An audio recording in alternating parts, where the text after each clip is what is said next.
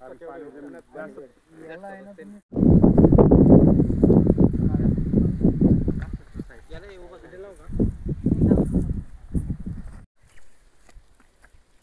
आज आपण आपल्या आजच्या शेती शाळेमध्ये ट्रायको कार्ड्स बद्दल माहिती सांगणार आहोत. तर ट्रायको कार्ड्स अशा पद्धतीचे असतात. याच्यामध्ये आपण जी मित्रकीड आहे ट्रायकोगामा, चिलोनीस किंवा प्रिटिओझम किंवा वेगवेगळ्या स्पेसीज आहेत, त्याच्यात 4 स्पेसीज आहेत ट्रायकोग्रामाच्या. तर त्यांचा उपयोग शेतामध्ये कसा करायचा, कशा पद्धतीने जैविक पद्धतीने आपण ज्या अळीवर्गीय पतंगवर्गीय किडी असतात त्यांचा व्यवस्थापन करू शकतो ते आपण इथे बघणार आहोत.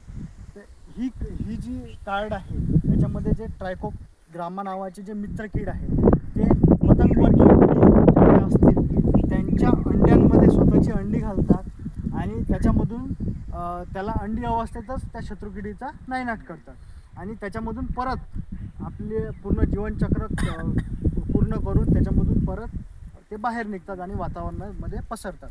तर हे आपल्या फील्डमध्ये आपल्या शेतामध्ये कसं लावायचं, तर याला तुम्ही एका एकरामध्ये जर ही एक स्ट्रीप लावायची असेल तर याला वेगवेगळ्या कापे करून घ्यायचे अशा पद्धतीचे आणि हे कापे झाडाच्या मध्यभागी पानाच्या खालच्या साईडला आपल्याला ही अंडे जमिनीच्या दिशेने असतील अशा पद्धतीनं आपल्याला इथे स्टेपल करून घ्यायचे आहेत. तुम्ही इथे बघू शकता, याला असं स्टेपल करून घेतलं.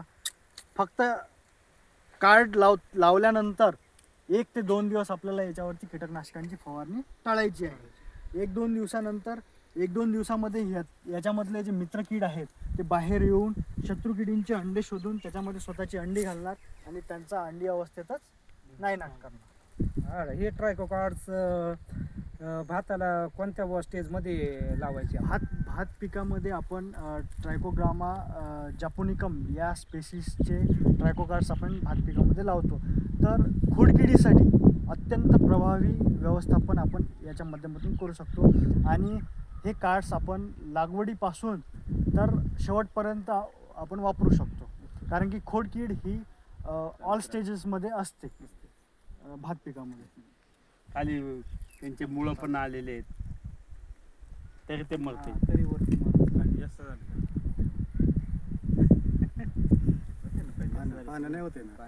पाणी जास्त झालं तर आपल्या पूर्ण फुल बरोबर बंद नाही केली ना आपल्या आई चोकाप होता ना ते रात्री सोडून देतोय काय माझ्या जागी बनवून घ्याला तेवढे मी अडचणी रात्री तिला सोडून देतो.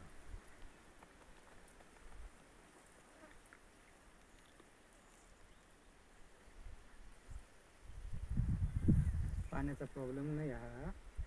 आपली जमीन सगळ्या पद्धतीने मेंटेन नाही आहे नाही ना ते तांबड्याचं म्हणजे काही बुरशीजन्य रोग आहेत ना ते खाली जमिनीतून नाही भेटत. मग तेच असतात आणि बुरशीजन्य रोग. वरून हे जे कीटकांचे आहेत ना ते वरतून अटॅक करतात. हां म्हणजे आणि आपण समजा काही केल्यानंतर आपल्याला 100% ते पीक निघणार असा भाग नाही ना, थोडीफार मर येते होतच राहणार.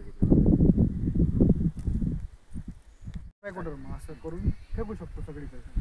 दुसरं सीड ट्रीटमेंटच्या वेळेस तर एक तुम्ही बीज प्रक्रिया करा किंवा रोप प्रक्रिया करा. रोप असेल तर रोप प्रक्रिया करा. हे झालं दुसरं. आणि तिसरं ड्रेंचिंग करू.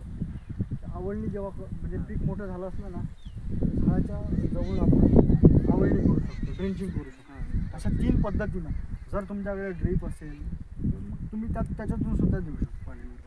शेणखतावरही करायचा असेल तरी कसा करायचा, शेणखत पूर्ण ओलचिंब करून घ्यायचं.